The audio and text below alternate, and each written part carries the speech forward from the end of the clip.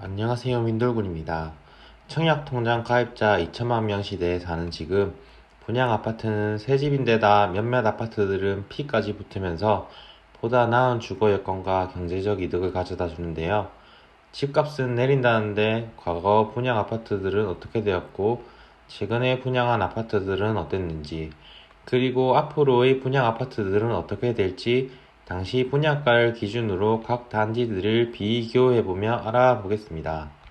사실 인터넷이 본격적으로 보급된 것이 2000년대 초반부터여서 인터넷상으로 20년이 넘은 아파트들의 분양가는 잘 나오지 않아 실제 분양받아서 이때까지 사시는 분들과 부동산 소장님들에게 당시 분양가 정보를 얻었기 때문에 일부 지역에만 국한된다는 점과 오차가 있을 수 있다는 점 양해 바랍니다. 우선 저희 집이 IMF를 맞고 돈이 없어 살았던 89년식 아파트를 보겠습니다.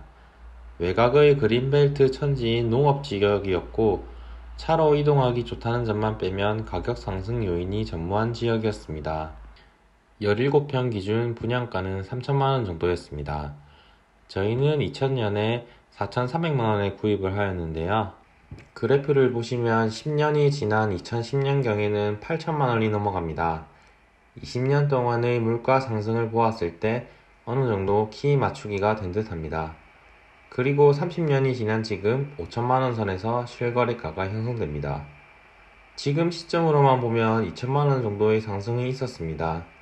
화폐 단위로만 보면 어쨌든 분양가보다 오른 셈이 되었군요. 하지만 30년이라는 기간의 물가 상승률을 생각한다면 노후로 인한 감가상각을 감안하더라도 이윤이 났다고 볼 수는 없겠네요. 그러나 총구석의 아파트라도 물가 상승률에 따른 상승은 있었으며 이 기간 동안 월세 수입을 창출했다면 지금 시대의 금리의 은행 이자보다는 낫지 않을까 싶습니다. 다음 볼 아파트는 20년 된 신도시의 주공아파트입니다.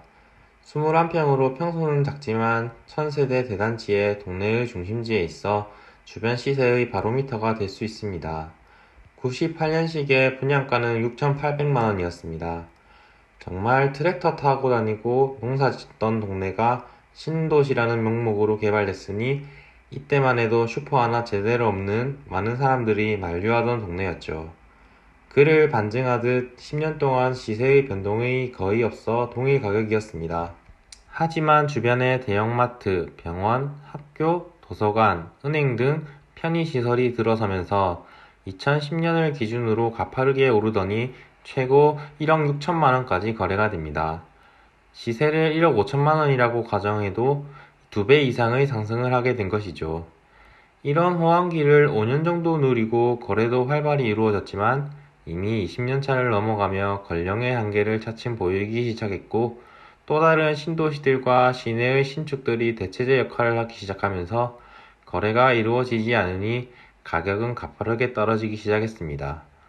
현재는 9천만원 선에서 거래가 이루어지고 있습니다.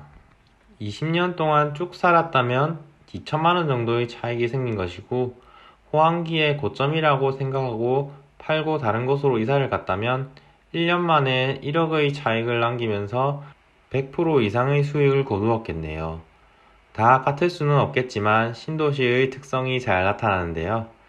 짧으면 5년, 길면 10년까지 인프라가 구축되기 전에는 현상 유지 혹은 분양가보다 낮은 가격을 형성하다가 인프라가 구축되어 원도심과 같은 수준으로 오게 되면 원도심의 같은 권령 대비 낮은 가격으로 시세 상승이 나타납니다. 그러다 더 세월이 흘러 원도심과 권령, 가격, 인프라를 비교했을 때 메리트가 없어진다면 또다시 가격 하락을 맞게 되는 것이지요. 물론 수도권의 경우 웬만한 지방 원도심보다 나은 신도시들이 구축되기에 신도시가 원도심으로 자리 잡는 경우도 다수 있지만 대부분 지방 신도시들은 유일한 메리트였던 신축의 힘이 없어질 때 그만큼의 인프라를 갖추지 못한다면 시세 하락은 피할 수 없을 것입니다. 그럼 원도심의 아파트를 살펴봅시다. 도보권에 초중고 각각 3개씩 위치해 있고 상가도 잘 구성되어 있으며 주차대수 2대 이상의 20대 브랜드 건설사가 지은 아파트인데요. 2010년에 완공한 이 아파트의 평당 분양가는 1,200만원이었습니다. 권령 10년 차인 이 아파트는 34평 기준 4억의 분양가였는데요. 처음엔 분양가보다 못 미치는 수준에서 거래되었지만 5년 후쯤에는 상승장을 타고 4억 5천만 원의 시세를 형성하며 5천만 원 정도의 상승을 하게 됩니다. 하지만 하락장을 겪으면서 3억 1천만 원대까지 떨어졌다가 최근에 들어서야 겨우 분양가 수준을 회복하게 됩니다. 10년이란 세월이 지났음에도 불구하고 왜 앞선 아파트들처럼 물가 상승률을 따라가지 못했을까요? 답은 고분양가에 있었습니다. 이 아파트보다 몇 년 전 최고 입지를 자랑하는 것도 평당 분양가가 1천만 원으로 나오자 고분양가 논란에 휩싸이며 시세를 치고 나가는데 시간이 걸렸는데 중상위급 입지에 1,200만 원대로 분양가가 나오니 이미 미래가치가 분양가에 반영되어 건설사가 이익을 과하게 얻은 것이죠. 공급 부족일 때는 원도심과 신도시가 같은 분양가로 나오는 어이없는 사태도 벌어지고 어처구니 없게도 신도시도 완판이 됩니다. 그 신도시는 10년이 되어도 마이너스 5천만 원에서 1억 이상의 하락을 겪고 회복이 안 되고 있죠. 주위의 비슷한 아파트와 비교하였을 때 분양가가 지나치게 높다면 미래의 기대 수익이 분양가가 선반영되어 있으므로 신중해야 합니다. 물론 스타필드, GTX 등 대형 호재가 예정되어 있다면 생각했던 미래 가치보다 더욱 상승하여 기대 이상의 수익을 올리겠지요. 이 단지도 고분양가의 주변 시세를 따라가도 분양가 지키기 급급했습니다만 그럼에도 분양가에 근접한 시세를 유지하고 있고 상승까지 있었으니 판단이 잘못되었다고 생각했으면 탈출해서 수익을 얻을 기회도 있었고 실거주라면 나름 만족하고 살 수 있지 않나 생각합니다. 마지막으로 중심지의 대장 역할을 했던 아파트의 분양가를 보겠습니다. 2006년에 준공된 이 아파트의 분양가는 700만원 선이었고 34평 기준 2억 5천만 원의 분양가가 책정되었습니다. 입지는 쉽게 생각하시면 사는 동네 기준으로 가장 좋은 곳입니다. 가파르게 상승하여 5년 만에 4억대의 시세가 형성되었고 10년 차에는 5억 이상의 매매가를 기록하게 됩니다. 10년 만에 2배의 시세 차익을 얻게 된 것이죠.